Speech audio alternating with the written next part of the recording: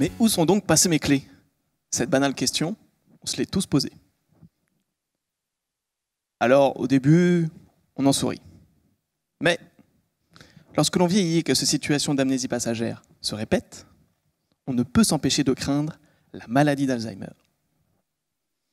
Et les chiffres sont terrifiants. Toutes les 2 minutes en France, un nouveau cas est diagnostiqué. 35 millions de personnes sont atteintes à travers le monde.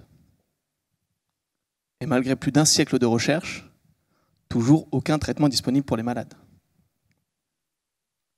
Alors cette pathologie est décrite comme une maladie neurodégénérative progressive, c'est-à-dire que le merveilleux réseau de 3 milliards de neurones situés dans nos cerveaux est attaqué durant des dizaines d'années. Le principal suspect? Le peptide amyloïde. Cette petite molécule est naturellement présente dans nos cerveaux. Mais chez les malades, sa quantité augmente. Elle s'assemble, s'accumule pour former des espèces toxiques. Ce sont ces espèces qui sont responsables des symptômes que nous connaissons malheureusement tous. L'objectif de ma thèse est donc de trouver de nouvelles stratégies thérapeutiques contre la maladie d'Alzheimer. Mais revenons tout d'abord à notre principal suspect, le peptide amyloïde.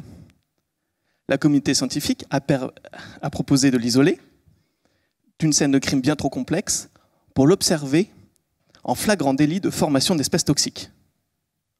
Pouvant attendre les dizaines d'années nécessaires à ce phénomène dans nos cerveaux, le premier objectif de ma thèse a été donc de le reproduire en seulement quelques heures. La maîtrise de ce bouton accéléré, ainsi que le placement de notre loupe au-dessus des espèces incriminées, va permettre l'évaluation de nos candidats médicaments. Passons donc maintenant à la deuxième étape, la synthèse de nos candidats médicaments. Ils sont conçus pour neutraliser les espèces toxiques. Ces espèces toxiques sont formées par le peptide amyloïde, qui se comporte un peu comme le périphérique parisien. En temps normal, le trafic est fluide. Mais à certaines heures, des dizaines de kilomètres de bouchons peuvent apparaître.